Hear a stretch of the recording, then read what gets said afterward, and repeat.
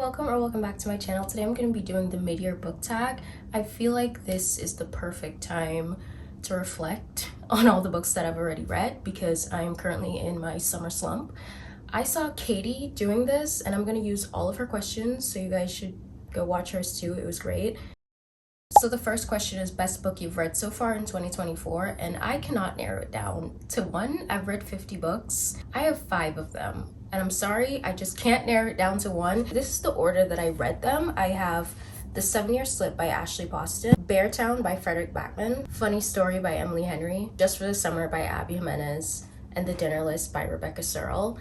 I feel like the most that I can narrow this down is just like comparing all of the contemporary romance ones. This is considered contemporary romance, but I feel like it's so much more just general fiction, but it is considered contemporary romance. So between these 4, I would say that Just for the Summer by Abby Jimenez is definitely my favorite one, which I've said this so many times already. Like, you guys are probably so tired of hearing me talk about this book. And then Beartown, I feel like I just can't compare to the rest. The writing in this is so amazing and it evoked so much emotion. But the thing is, I was very angry when I read this. Like, I was angry at so many things that happened, so many of the characters, the way that people reacted to things and handled situations. Like, this book, I was angry, but this book, obviously I was emotional and I felt for the characters, but I was happy by the end. So I feel like they cannot be compared. But yeah, if I had to narrow it down, these 2 are my faves for the year, but I also just couldn't not include these, you know? The next question is best sequel you've read so far in 2024. So basically, This Could Be Us by Kennedy Ryan is such an amazing book. I love this, but this is a part of an interconnected standalone. So it kind of feels like, even though it is a sequel, it still feels so on its own, you know? It's a standalone. Characters from the first book appears in this. Obviously, it's a sequel, but I feel like the better description of sequel would be The Ballad of Never After. Like, this book really just picks up where the last book ends off, Once Upon a Broken Heart. This book is amazing. I remember wanting to read the next one right after finishing it, but I haven't gotten to it yet. Yeah, for a sequel, I feel like this one was done really well. Another one that I read was Keeping 13. I don't have that. But Keeping 13, again, is another book that just picked off right exactly where the first book, Binding 13, left off. And I absolutely love how that book wrapped up. I love the journey that it took me on. And I think Keeping 13 is really the book in Boys of Tom that made me really want to continue the series. So yeah, those are my favorite sequels of the year. The next question is new releases you haven't read yet. So Bride by Ali Hazelwood, I am very intrigued by, but at the same time it kind of scares me. I feel like it's nothing like anything else I've ever read. So I'm interested, but I'm worried that I'm not gonna like it. I also just see so many mixed reviews on it. Like, some people love it and some people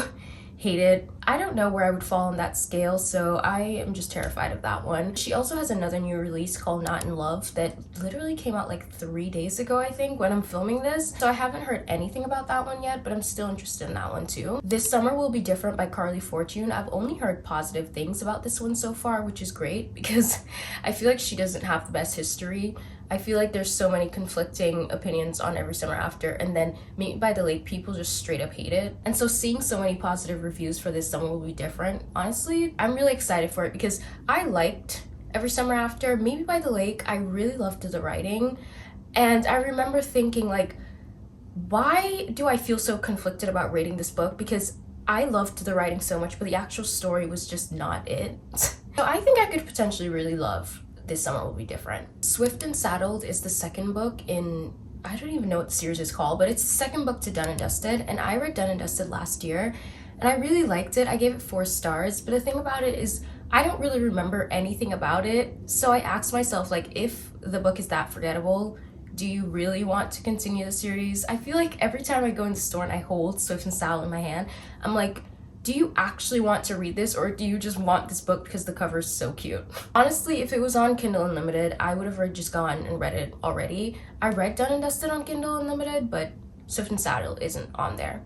So I haven't gotten to it yet, but maybe one day. I don't know. If it's good, if you guys read it and it's good, please tell me. The Paradise Problem by Christina Lauren. I've only read one other book by them, Love in Other Words. I liked it, so I would love to read this one too. I don't know why I've never read another book by these authors. I think I've just never been intrigued by the synopsis, but with The Paradise Problem, I actually read it and it sounded so interesting, so I want to get to that one too. It's just, For some reason, I guess because it's a hardcover, like it's just really expensive on Amazon. And every time I look at it, I'm like, I'll wait until that price goes down a little bit. Blue Sisters by Coco Mellors is another one that I really want to read. I loved Cleopatra and Frankenstein by Coco Mellors. And Blue Sisters sounds even more interesting. It's not even out in the US yet. I think I could get it on Blackwell's though, so once I remember to order that, then I will read that one too. I kind of want to read it in the summer. For some reason, it kind of feels like a summer read for me, so I hope I get to that soon. The next question is most anticipated release for the second half of the year, and I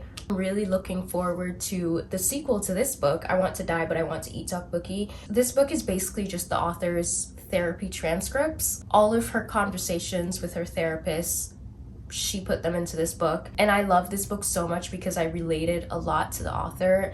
And it kind of felt like I was going to therapy because everything she was feeling, I was feeling too. And I was like, it's kind of nice to hear a professional take on things. I should probably just go to therapy, but it was still nice to read this. The second one she's coming out with is called I Want to Die But I Still Want to Eat Tteokbokki. And I'm really excited about that because so many of the problems that she had, I also experience. So hopefully that one can help me too. I feel like when we talk about books being life-changing, it's almost like slightly an exaggeration, but this book actually did change my life a little bit. Like elements of my life were changed after I read this book. I read this book on a flight. I didn't have internet on the flight, so I just sat and read this entire book. It was like within 2 hours and 30 minutes. It's a really short book and really easy to get through because it's like dialogue. Obviously it's between her and her therapist. And after I got off the plane, I immediately messaged one of my old friends that at the time we hadn't spoken for months, and I messaged her to work things out, and since then we've been great and we haven't had any issues since then. So this book quite literally changed elements of my life and I love it so much, and I'm ready to read the second one. Hopefully it changes my life once again. Another sequel that I'm really excited for is for Days at the Murasaki Bookshop. The next one that's coming out is called More Days at the Murasaki Bookshop. I read this in the fall and it was just such a perfect vibe for the fall, and the second one looks even more like it would be perfect for autumn, so I'm really excited for that. Sally Rooney's coming out with her fourth book this year, sometime in the fall. I think it's November or maybe it's September, I don't know, sometime in the fall. I've rated Normal People and Conversations with Friends by Sally Rooney, both 5 stars. I haven't gotten to her third one yet. I want to get to it before the fourth one comes out. I have pretty high hopes for it and I think I'm gonna love it, so I'm excited for that. Better Than the Movies by Lynn Painter is coming out with a sequel. I think it's called Nothing Like the Movies. I really love this book, so I'm excited for that one too, although I'm kind of scared because on the cover of Lynn Painter's books, she has like these little moments that I feel like gives away how they're feeling about each other. And on the cover of Nothing Like the Movies, it kind of looks like they're not on the best terms, which is so sad because this book ended so nicely, wrapped up so nicely, and I'm afraid that that book is just gonna be like unnecessary drama. Like, you ever read a sequel and you're like, did we need this? I hope that that's not the case, but I'm also excited to get more of Liz and Wes. So, A Novel Love Story by Ashley Poston comes out at the end of this month, and she wrote The 7-Year Slip, which I loved so much, so I would love to get to that one too. But the next question is biggest surprise, and I'm gonna do good surprises and bad surprises. So good surprises, The Good Part by Sophie Cousins. This is a book that I literally just went into Target and I bought it because it was on sale. I was just in Target getting groceries and I'm just like, I'm gonna get myself a book because why not? Treat yourself. And I ended up loving this so much. I don't hear that many things about it, but you guys should go read it. I've talked about it a lot. Beartown by Frederick Backman. I expected to like it. I really did. I've heard good things, but I really didn't expect the writing to be as good as it was. I think I've just never really read anything like it, and I became obsessed with how it was written.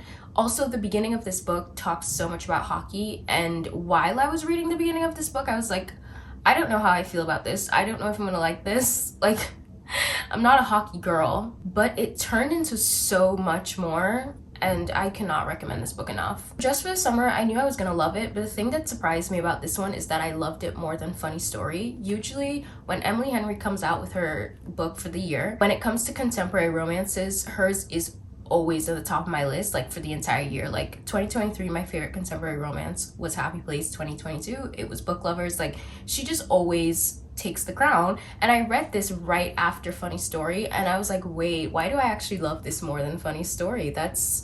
It was shocking to me, but I knew I was gonna love it though. So as for the bad surprises, unfortunately Powerless by Lauren Roberts. Listen, I liked this book. I gave it 3.75 stars. That's not bad at all.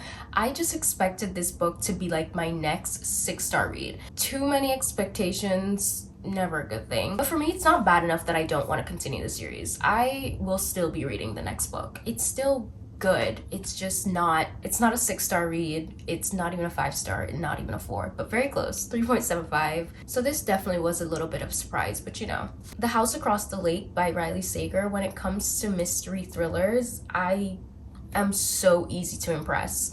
I literally never see anything coming. Although I didn't really see much coming in this book, I think when we just started to find out things in this book, I didn't care and I didn't like what I was finding out.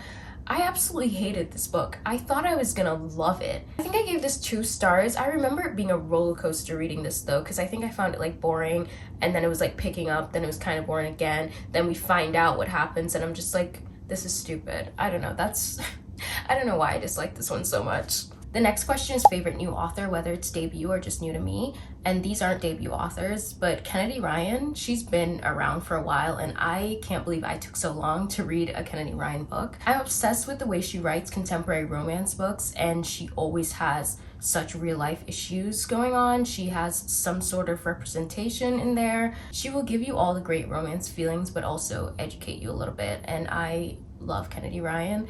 Frederick Backman, as I just said, like, his writing is so amazing and I really want to read more by him. I've only read one of his books, but I feel like a lot of his books give me fall winter vibes, especially the Beartown series. That's definitely, if you've read Beartown, you know that's definitely for the winter. I can't be reading that in the summer. Another author that's new to me that I really like is Rebecca Searle. I've read 2 of her books and both of them I read in one sitting. They're just such quick, easy, bingeable books, but they still have substance, you know. I really enjoyed this one. It's become an all-time favorite. And expiration dates, I did kind of had some issues with the beginning of that book, but I really loved the end of it. And I'm just really intrigued by Rebecca Searle now. I kind of want to go back and read all of her books. One Italian Summer is definitely one that I would love to get to this summer. The next question is newest fictional crush, and that's definitely Miles from Funny Story. I don't need to explain myself, just go read it and you'll know. I feel like Miles is a little bit unusual though, but I loved this character so much, and I feel like one of the reasons I loved him so much is because he just felt so real. The next question is a book that made you cry, and A Little Life. I feel like this is self-explanatory, but yeah, I sobbed a lot reading this book. Another book that really made me sob was Redeeming Six by Chloe Walsh. That's the 4th book in the Boys of Tommen series. It's Joey's 2nd book. They're Saving Six, which was fine, and then I went on to Redeeming Six and I could not stop crying. Like, I didn't expect that book to give me the same feelings as A Little Life did. Like, it's criminal how much pain I was going through while reading that book. That book is literally a YA series about these kids in high school. Like, why was it traumatizing me that bad? Another book I cried to this year is Daisy Jones and the Six. This one's kind of embarrassing because I've literally read this before. This was a reread, so I knew everything that was gonna happen. I don't know why I was crying.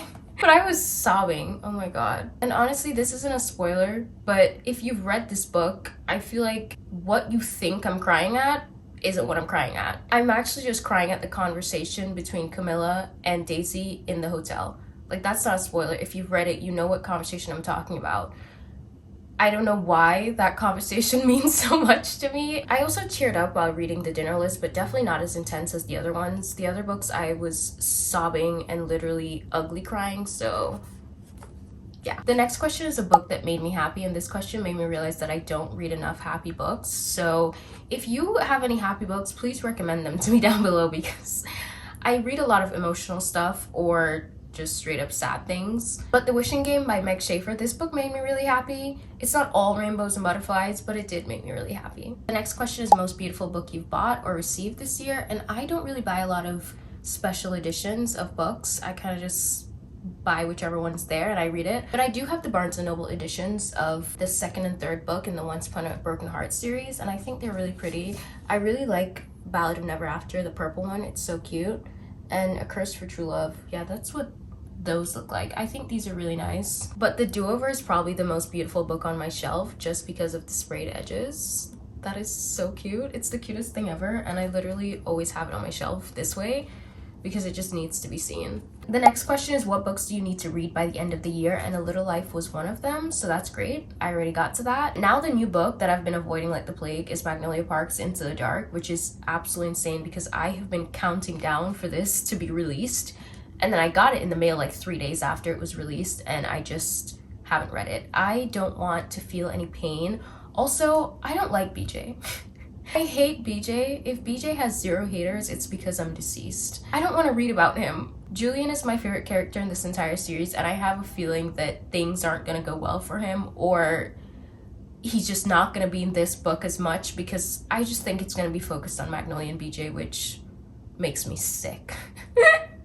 It's kind of interesting how far I got into this series and how much I love it, knowing that I like passionately hate BJ. But I seriously need to get to this. I was supposed to read it this month, probably not gonna happen. I'm telling myself, read it by the end of summer. Like, what am I waiting for? Next is, what books do you want to reread this year? And Daisy Jones and the Six was on the top of my list. I already did that. And this one really made me want to start rereading books more, because the fact that I still had such a reaction to things, even though I knew everything that was gonna happen.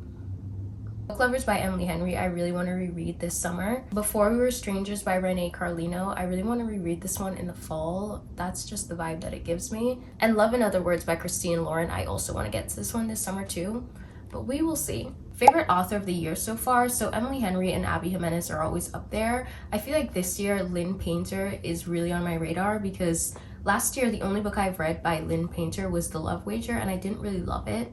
But this was the first year that I went into her YA novels, and they're so good. They're just such amazing feel-good books. I have one more book by Lynn Painter on my shelf that I haven't read yet, Happily Never After? Happy Ever After? Her newest release. And then I also want to get Nothing Like the Movies, so clearly I am a fan of Lynn Painter. As I've already said, Kennedy Ryan and Frederick Backman, I love both those authors too. Books that I've been putting off: Beautiful World, Where Are You by Sally Rooney. I have had this on my TBR since 2022. And I think it's so funny because after I read Normal People in Conversations with Friends, I read those very close to each other and I rated them both 5 stars. And I was like, I only have one Sally Rooney book left. I really need to save it. And now it's 2 years later and we're in the year that she's releasing her 4th book. So maybe I'll get to this one this year, and then the next book, I'll read it in 2026.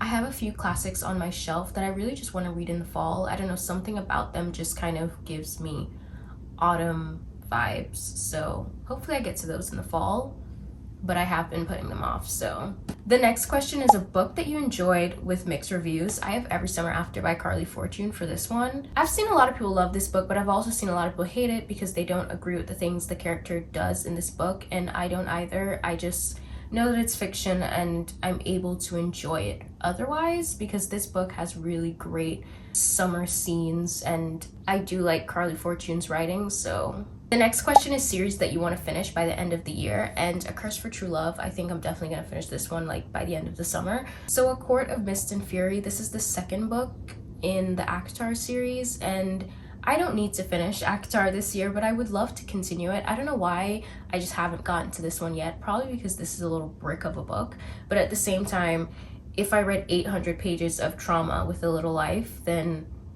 I think I would be fine reading this. And I liked A Court of Thorns and Roses too. I just don't know why I haven't gotten to this one yet.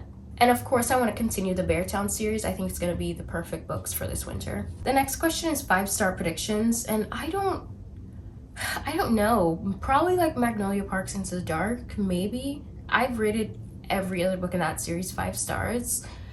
I don't know. I don't want to jinx anything. So for this question, I really didn't think about it too much.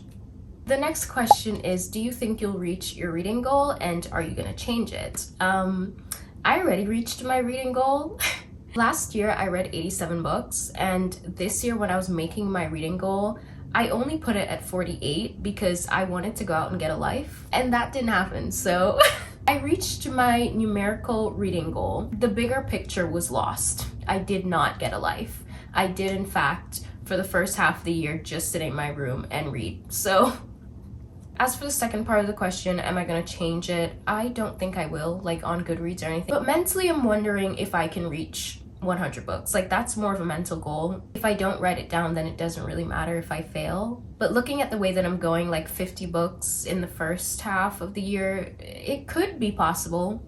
We'll see. And the next question is if you have any new goals for the year. And as I said, the new mental goal is 100, but really the new solid goal is to just get through books that's been on my TBR forever.